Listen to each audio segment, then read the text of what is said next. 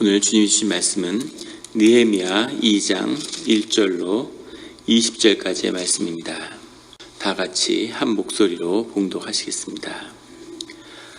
아닥 사스다 왕 제20년 니시노래 왕 앞에 포도주가 있기로 내가 그 포도주를 왕에게 드렸는데 이전에는 내가 왕 앞에서 수심이 없었더니 왕이 내게 이르시되 내가 병이 없거늘 어찌하여 얼굴에 수심이 있느냐 이는 필연 내 마음에 근심이 있음이로다 하더라. 그때 내가 크게 두려워하여 왕께 대답하되 왕은 만세수를 하옵소서. 내 조상들의 묘실이 있는 성읍이 이제까지 황폐하고 성문이 불탔사오니 내가 어찌 얼굴에 수심이 없사오리까 하니 왕이 내게 이르시되 그러면 내가 무엇을 원하느냐 하시기로 내가 곧 하늘의 하나님께 묵도하고 왕에게 아뢰되 왕이 만일 좋게 여기시고 종이 왕의 목전에서 은혜를 얻었사오면 나를 유다 땅 나의 조상들의 묘실이 있는 성읍에 보내어 그 성을 건축하게 하옵소서 하였는데 그때 왕후도 왕 곁에 앉아 있었더라. 왕이 내게 이르시되 내가 몇 날에 다녀올 길이며 어느 때에 돌아오겠느냐 하고 왕이 나를 보내기를 좋게 여기시기로 내가 기한을 정하고 내가 또 왕에게 아뢰되 왕의 만일 좋게 여기시거든 강석쪽 총독들에게 내리시는 조서를 내게 주사 그들이 나를 용납하여 유다에 들어가기까지 통과하게 하시고 또 왕의 살림 감독 아삽에게 조서를 내리사 그가 성전에 속한 영행문의 문과 성곽과 내가 들어갈 집을 위하여 들보로 쓸 제목을 내게 주게 하옵소서 하매 내 하나님의 선한 손이 나를 도우심으로 왕이 허락하고 군대 장관과 마병을 보내어 나와 함께 하게 하시기로 내가 강 서쪽에 있는 총독들에게 이르러 왕의 조서를 전하였더니 호론 사람 산발림과 종이었던 암몬 사람 도비아가 이스라엘 자손을 흥왕하게 하려는 사람이 왔다함을 듣고 심히 근심하더라. 내가 예루살렘에 이르러 머무른 지 사흘 만에 내 하나님께서 예루살렘을 위해 무엇을 할 것인지 내 마음에 주신 것을 내가 아무에게도 말하지 아니하고 밤에 일어나 몇몇 사람과 함께 나갈새 내가 탄 짐승 외에는 다른 짐승이 없더라. 그 밤에 골짜기 문으로 나아가서 용정으로 본문에 이르는 동안 보니 예루살렘 성벽이 다 무너졌고 성문은 불탔더라. 앞으로 나아가 샘문과 왕의 못에 이르러서는 탄 짐승이 지나갈 곳이 없는지라. 그 밤에 시내를 따라 올라가서 성벽을 살펴본 후에 돌아서 골짜기 문으로 들어와 돌아왔으나 방백들은 내가 어디 갔었으며 무엇을 하였는지 알지 못하였고 나도 그 일을 유다 사람들에게나 제사장들에게나 귀족들에게나 방백들에게나 그 외에 일하는 자들에게 알리지 아니하다가 후에 그들에게 이르기를 우리가 당한 곤경은 너희도 보고 있는 바라. 예루살렘이 황폐하고 성문이 불탔으니 자 예루살렘 성을 건축하여 다시 수치를 당하지 말자 하고 또 그들에게 하나님의 선한 손이 나를 도우신 일과 왕이 내게 이른 말씀을 전하였더니 그들의 말이 일어나 건축하자 하고 모두 힘을 내어 이 선한 일을 하려 하며 호론 사람 산발락과 종이었던 암몬 사람 도비아와 아라비아 사람 게셈이 이 말을 듣고 우리를 업신여기고 우리를 비웃어 이르되 너희가 하는 일이 무엇이냐 너희가 왕을 배반하고자 하느냐 하기로 내가 그들에게 대답하여 이르되 하늘의 하나님이 우리를 형통하게 하시리니 그의 종들인 우리가 일어나 건축하려니와 오직 너희에게는 예루살렘에서 아무 기업도 없고 권리도 없고 기억되는 바도 없다 하였느니라. 아멘. 다 같이 말씀을 위해 기도드리겠습니다. 하나님 아버지 감사합니다. 주의 음성을 듣고자 저희가 새벽 제단 앞에 모였습니다. 우리 마음의 기도와 우리 마음의 묵상이 주님께 연락되기를 원합니다. 감사드리며 예수 그리스도의 이름으로 기도드렸습니다. 아멘. 오늘 느헤미야 2장 1절의 말씀은 이렇게 시작하고 있습니다. 아닥사스다 왕 제20년 니사노래 왕 앞에 포도주가 있기로 내가 그 포도주를 왕께 드렸는데 이전에는 내가 왕 앞에 수심이 없었더니 아닥사스다가 왕 20년 니스월 3, 4월이 된 거죠.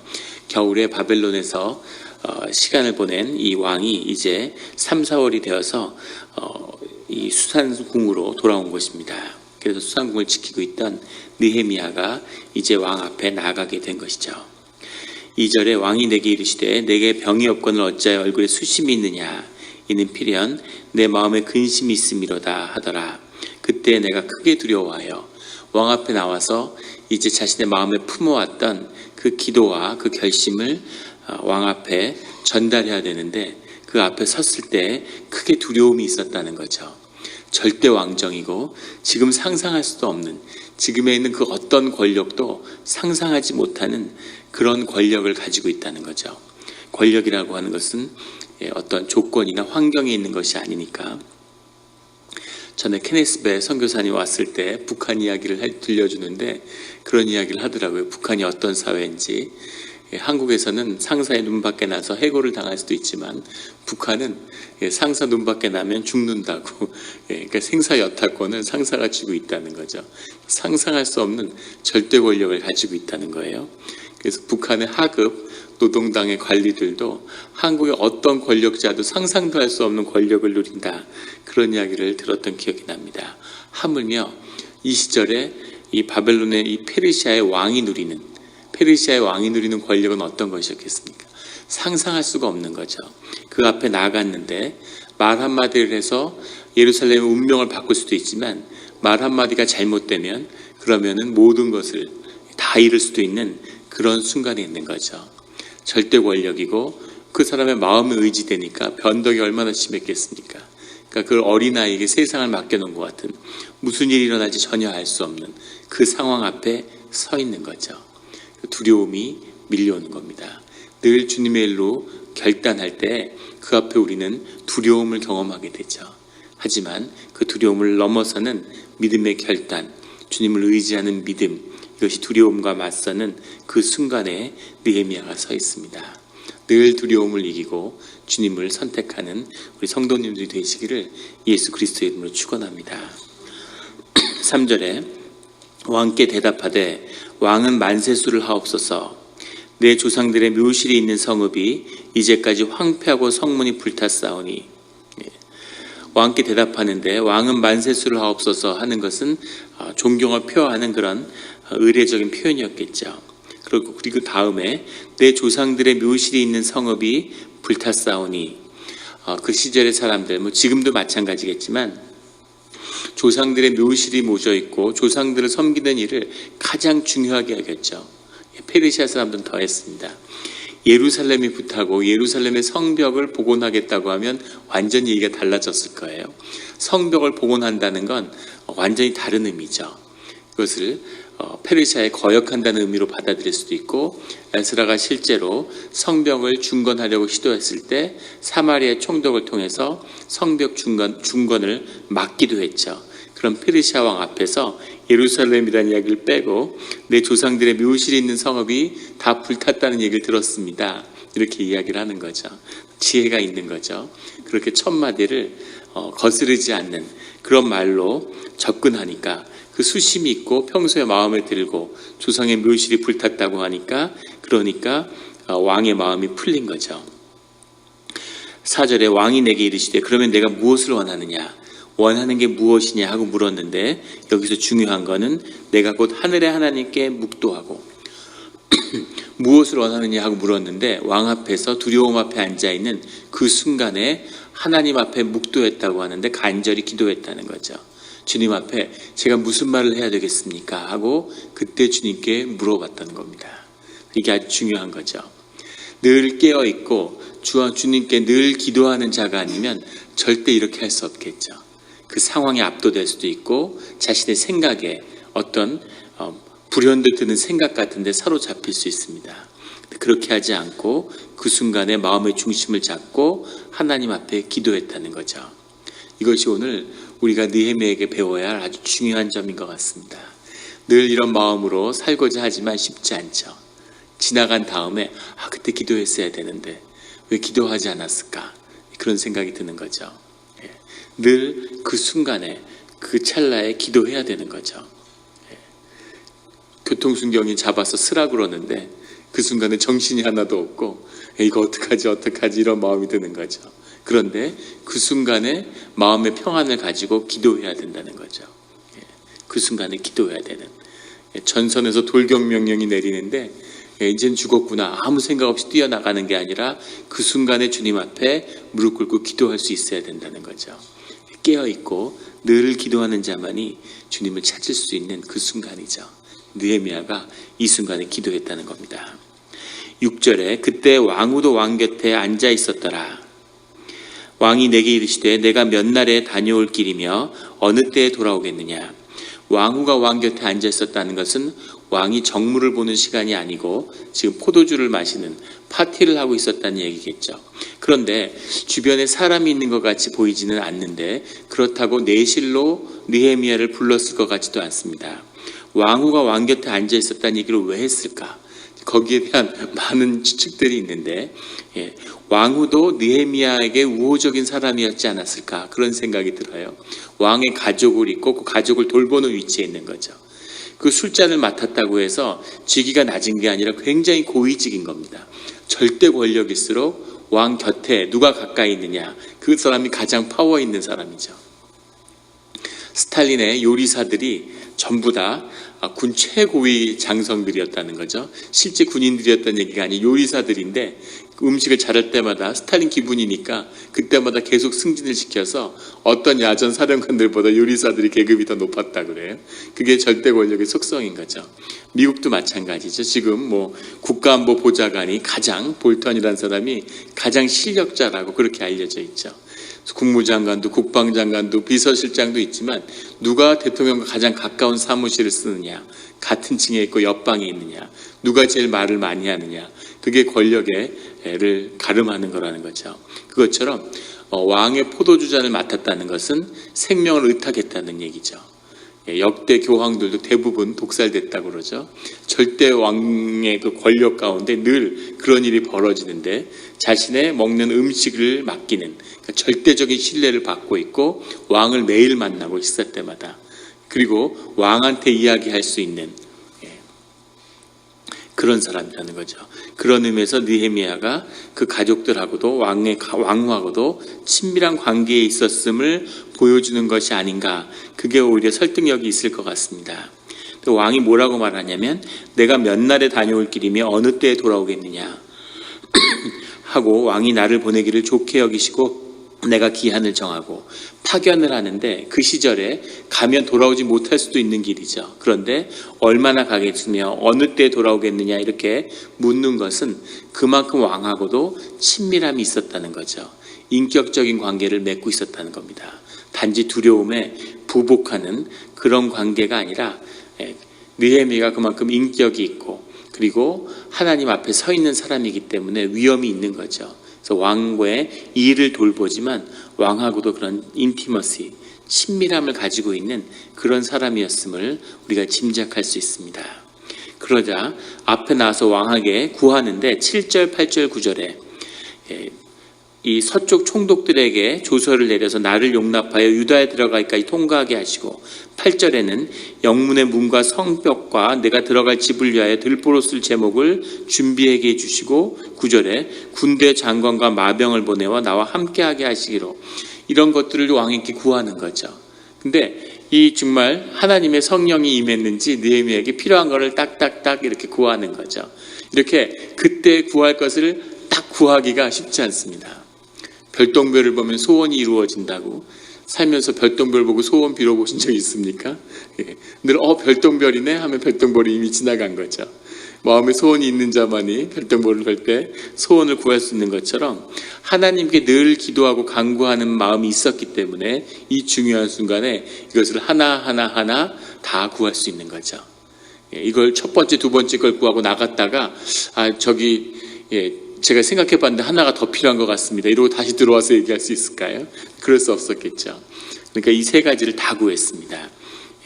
서부 지역의 총독들, 그 시절에 1400km가 넘는 길을 이동하는 거예요. 광야를 지나서. 총독들이 있는데 지금과 같은 이런 중앙 관리 시스템이 아니죠. 다 그 지역의 영주들입니다. 페르시아의 권력에, 그 기마민족의 권력에 복속해 있지만 다 자신의 땅에선 자신이 왕인 사람들이죠. 그래서 거기를 지나갈 때 무슨 일을 당할 수 있을지 알 수 없는데 왕의 건의를 힘입은 조서를 가지고 있고, 그리고 가서 할 일이 성벽을 다시 세우고 중건하는 일이기 때문에 거기에 필요한 이런 목조들도 다 준비해주고, 왕이 그 다음에 군사 장관과 마병을 데리고 가서 일어날지 모르는 위협에 이미 대비하고 있는 거죠. 그 준비를 다 갖춘 다음에 그 다음에 이제 예루살렘으로 떠나는 겁니다. 이 이야기를 이렇게 일목요연하게 표현하니까 하루아침에 이루어진 일인 것처럼 얘기하지만, 요세푸스가 쓴, 유대인 요세푸스가 쓴 유대의 역사에 보면 이것이 이루어지는 시간이 5년이 걸렸다고 그러죠. 실제 요세푸스가 도착해서 이 일을 이뤄내는 데까지 5년의 시간이 걸렸다고 합니다. 그러니까 간증을 하는 거고 간증을 기록한 거니까 요점만 남긴 거죠. 제가 주님을 영접하고 하나님을 섬기기로 결심하고 그래서 안수를 받고 목사가 됐습니다. 이렇게 제가 간증을 할 수 있죠. 한마디로 했지만 사실은 처음에 주님을 영접한 다음에 안수를 받기까지 12년이 걸렸습니다. 그런 것처럼 이 느헤미야도 이 고백을 간결하게 주의 이름으로 하고 있지만 많은 시간들이 걸리는 거죠. 그리고 주님의 이름으로 기억될 만한 고백을 하고 있지만 하나님의 일들이 이루어지기 위해서는 많은 시간과 노력과 기도가 쌓여야 되는 것임을 우리는 알 수 있습니다. 늘 주님 앞에 기도하고 그 기도를 쌓는 우리 성도님들이 되시기를 예수 그리스도의 이름으로 축원합니다. 10절에 호론 사람 산발락과 종이었던 암몬 사람 도비아가 이스라엘 자손을 흥왕하게 하려는 사람이 왔다함을 듣고 심히 근심하더라. 이 느헤미야가 왔다는 얘기만 듣고도 이 사마리아의 총독인 산발락과 그를 따르는 그 밑에 있었던 암몬 사람 도비아가 두려움에 근심하는 마음에 떨고 있다는 거죠. 이스라엘 자손을 흥왕하게 하려는 사람이, 느헤미야가 유대 총독으로 오는데, 그런데 두려운 거죠. 사마리아 총독이었고 유대 지역도 사마리아의 이 밑에 지배하에 있는 그런 지역인데 자신의 영향력을 잃을까 봐 두려웠을 수도 있고, 그 마음에 하나님을 대적하는 마음이 있었을 수도 있겠죠. 그런데 이 산발랏이라고 하는 사람은 사마리아의 총독이었는데 애굽의 엘레판틴이라고 하는 그런 문서가 남아 있습니다. 거기에 보면 이 산발랏에 대한 기록이 나와요. 근데 이 사람이 여호와를 섬기고 자신의 두 자녀에게도 전부 다 여호와의 뜻이 들어가 있는 그런 이름들을 주었습니다. 이 사람도 여호와를 섬기는 사람이라는 거죠. 그런데 느헤미야가 오는 것을 경계하고 그것을 방해하는 그런 일을 하고 있다는 거죠. 왜 그랬을까요? 이 안에 아주 중요한, 산발랏이 하나님을 따르고 믿는 사람이었다고 기록되어 있는데 그 사람은 정말 하나님의 사람이 아니었다는 거죠. 사마리아가 종교 혼합주의의 온상이 됩니다. 사마리아는 회복되지 않았어요. 예루살렘이 회복된 것에 비해서 사마리아는 회복되지 않았는데, 여호와 야훼를 숭배하는 그런 신앙이 있지만 우상 숭배에 다르지 않은 것은 다른 신들 다 끌어들여서 같이 섬겼다는 거죠. 교회를 다니는데 하나님을 믿는다 그러고 하나님을 아주 믿지 않는 것도 아니고 신뢰하지 않는 게 아니죠. 그런데 문제는 자기 멋대로 믿는다는 겁니다. 주님의 음성을 듣고 주님의 인도하심에 따라 주님의 뜻에 따라 살아가고 순종하는 그 길이 아니라 그냥 내 마음에 맞는 대로, 내 기분 좋은 대로 하던 대로 모양 좋고 멋있게 자기 마음대로 그렇게 하나님을 섬기는 거죠. 그것이 이제 우상 숭배고 하나님이 제일 싫어하는 일들을 했다는 겁니다. 교회에서 예배가 제대로 회복되고 주님 앞에 온전한 예배를 드리고 또 하나님의 권위에 순종하는 그런 신앙의 생활을 가야 되는데 내 마음대로 하는 거죠. 내 마음에 맞는 대로, 내 기분 좋은 대로. 교회도 오고 싶을 때 오고, 뭐 하고 싶은 거 마음대로 하고, 기분 내키지 않으면 또 안 오고, 이렇게 내 마음대로, 너무 좋은 거죠. 그렇게 혼합주의로 주님 앞에 나아갔던 이 산발랏이 하나님의 사람이 온다는 걸 들으니까 마음에 근심이 오더라는 겁니다. 이것이 영적인 본질이죠. 하나님이 회복되는 것을 하나님을 섬긴다고 하나님의 예배를 드린다고 하면서 하나님의 사람, 하나님의 예배가 드려진다고 하니까 그게 싫고 두려운 겁니다. 이런 모습들이 우리 가운데 있음을, 이런 악한 것이 우리 가운데 있음을 보게 되는 거죠. 늘 온전히 주님의 음성에만 순종하는 그런 우리 성도님들이 되시기를 예수 그리스도의 이름으로 축원합니다. 12절부터는 이 느헤미야가 일어나서 밤에 몇 명의 시종들만 데리고 이 예루살렘의 성벽을 쭉 돌아보는 거죠. 예루살렘 성벽이 북쪽에서 남쪽으로 이렇게 가로놓여 있는데 이 옆구리 동쪽 문을 통해서 들어왔겠죠. 그리고는 왼쪽으로 좌회전을 해갖고 남쪽의 성벽을 돌아보는 겁니다. 그쪽에 성전이 있고 그쪽에 성벽이 제일 심하게 무너져 있는 거죠. 거기를 쭉 돌아보고 북쪽으로 가지 않고 그것을 마쳤습니다. 근데 누구에게도 얘기하지 않았다는 거죠. 실상을 자기 눈으로 확인하고 자신이 기도하고 그리고 주님이 자신한테 주는 그 마음이 무엇인지를 확인하는 그 시간을 갖는 거죠. 느헤미야는 하나님의 사람이기 때문에 하나님의 뜻이 무엇인지 자기 마음 가운데 주님이 말씀하시는 걸 붙잡는 그 시간을 먼저 구하는 겁니다. 늘 하나님의 뜻을 구하는 하나님의 사람이 보여주는 모습이에요. 그리고 이 모습은 하나님의 뜻 가운데 있기 때문에 지혜로운 겁니다. 그게 소문을 내고 어떤 사람이 그 안에 있을지 어떻게 그 일이 이루어질지 알 수 없는 거죠. 자신의 뜻으로 왔다고 해서 내가 앞으로 이런 일을 할 테니까 같이 하자 이렇게 하지 않는 겁니다. 그걸 돌아보고 그 자리에서 하나님한테 기도했겠죠. 무엇을 해야 되고 어디부터 해야 되고 무엇을 먼저 해야 됩니까? 어디까지 해야 됩니까? 그것을 주님한테 물어본 다음에 그리고 17절에 이렇게 이야기하는 거죠. 후에 그들에게 이르기를 거기에 있던 사람들, 제사장들, 방백들, 유다 사람들 다 모아놓고 뭐라고 얘기하냐면 우리가 당한 공경은 너희도 보고 있는 바라. 예루살렘이 황폐하고 성문이 불탔으니 자 예루살렘 성을 건축하여 다시 수치를 당하지 말자 하고 사람들을 우리라고 표현하는 거죠. 그런데 잘 보세요. 예루살렘의 사람들이 귀환하고서도 70년이 지났습니다. 이 사람들은 사마리아 영향하에 있었어요. 그리고 아람어를 모국어로 쓰는 주된 언어로 썼을 겁니다. 물론 페르시아에 살다가 다시 돌아왔기 때문에 페르시아도 했겠죠. 유다의 말은 완전히 잊어버렸을 겁니다. 그런데 거기에 페르시아의 총독이 새로 온 거예요. 얼마나 두렵겠습니까? 생사 여탈권을 쥐고 모든 것을 지배하는 통치자가 임한 거죠. 일제시대 때 일본 총독이 새로 왔다고 생각해 보십시오. 그런데 사람들을 모아놓고 일본 총독이 제일 동포인 거죠. 그리고 뭐라고 얘기냐면 그들에게 우리가 당한 공경은 너희도 보고 있는 바라. 우리라고 얘기하는 거죠. 그런 연대감을 표시하고 있는 겁니다. 예루살렘이 황폐하고 성문이 불탔으니 예루살렘을 건축하여 다시 수치를 당하지 말자고 그렇게 이야기하는 거죠. 우리가 한 동포고 하나님의 자녀고 같은 유대 사람이 아니냐. 난 총독도 아니고 너희도 피지배 민족이 아니고 같은 유대 사람이고 하나님의 자녀로서 이제 다시는 이런 일이 없어야 되지 않겠느냐고 이야기하는 거죠. 그렇게 마음이 통하는 겁니다. 아직 온 지 3일밖에 안 됐어요. 3년이 돼도 마음을 서로 합하기가 쉽지 않았을 텐데 총독과 피지배자들이 모인 자리에서 딱 3일이 지나서 같이 모였는데 그 가운데 마음이 통한 거죠. 하나님 안에서 한 마음이 된 겁니다. 이게 신앙의 모습이죠. 성령 안에서 주 안에서 하나가 되는 그 일들이 기도 가운데 일어난 겁니다.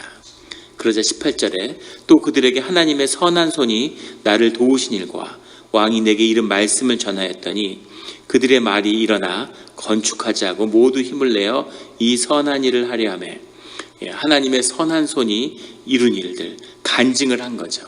내가 여기 왜 왔고 왜 오려고 했고 또 주님에게 기도했고 주님이 어떤 일들을 이루어 오셨는지를 고백하고 나니까 그 가운데 감동의 성령의 감동이 일어나서 그들의 말이 일어나서 건축을 하자는 결단이 이루어진 거죠. 이 결단이 있었기 때문에 하나님의 일이 시작되는 겁니다. 무슨 나무를 가지고 오고 병사들을 끌고 왔다고 해서 채찍으로 때려서 유대 사람들에게 성벽을 세우게 할 수 있었겠습니까? 성벽이 세워서 약탈과 외침을 막아야 그 다음에 그 안에 공동체가 이루어지고 그래야 그 다음에 무슨 성전을 도모할 수 있는 그 시작 앞에 서 있는 거죠. 그런데 얼마나 살기 힘들고 뭐 하나 제대로 할 수 있는 일들이 없었겠죠. 끝없는 약탈과 약침 그런 노략질에 노출되어 있는 이 사람들이 한 마음이 통해서 같이 성벽을 일으키자, 일어나서 건축을 하자, 이렇게 한 마음이 이루어진 겁니다. 이것이 느헤미야의 기도로 한 사람, 파워 오브 원이죠. 한 사람의 기도와 한 사람의 무릎 꿇은 그것을 통해서 주님의 성령이 역사해서 하나님의 사람들을 모으고 그들이 한 마음을 이루어서 주님의 역사가 시작되는 거죠. 이렇게 주님을 음성을 듣고 순종하고 무릎 꿇고 기도함으로 하나님의 역사가 우리 영락 공동체한테 새롭게 시작되는, 다 일어나서 건축하자, 이런 마음이, 주님의 성벽을 세우자, 이런 마음 가운데 하나가 되는 그런 일이 우리 가운데 일어나기를 간절히 소망합니다. 그 축복을 누리는 그런 기도하는 자로 세워지기를 예수 그리스도의 이름으로 축원합니다. 같이 기도드리시겠습니다. 하나님 아버지 감사합니다. 오늘 이렇게 가슴 벅찬 말씀을 읽었습니다. 주님이 정말 계시는지, 주님의 말씀이 생생히 들리지 않고 주님의 임재를 깊이 경험할 수 없는 그 어두운 시대를 살았던 느헤미야가 믿음으로 어떻게 하나님과 동행하는지, 어떻게 하나님께 순종하고 하나님의 일을 이루어가는지를 보여주시니 감사합니다. 이 흑암의 시대에, 이 악이 승하는 시대에 여전히 주님의 음성을 듣기를 원하고 주님께 무릎 꿇으며 순종하는 주의 자녀들이 여기에 있습니다. 새벽마다 기도할 때 주님의 뜻을 알려주시고 우리가 우리의 경험과 우리의 능력으로 이를 가름하지 않게 하시고 오직 믿음으로 주께 순종하면서 믿음으로 한 발을 내딛는, 주님으로 인해서 꿈꾸는 자들이 되게 하여 주시옵소서. 기도하는 자들이 되게 하여 주시옵소서. 성령의 역사를 눈으로 보고 몸으로 체험하는 그런 신앙의 길을 갈 수 있는 그런 주의 자녀들이 되게 하여 주시옵소서. 그런 우리 공동체가 한 마음이 합쳐지는 주님의 일이 일어나는 그런 때와 그런 이 시간, 이 때, 이 장소가 되기를 원합니다. 기도를 축복하여 주시고 주님이 부르시는 그 한 명이 되게 하여 주시옵소서. 감사드리며 예수 그리스도의 이름으로 기도드렸습니다. 아멘.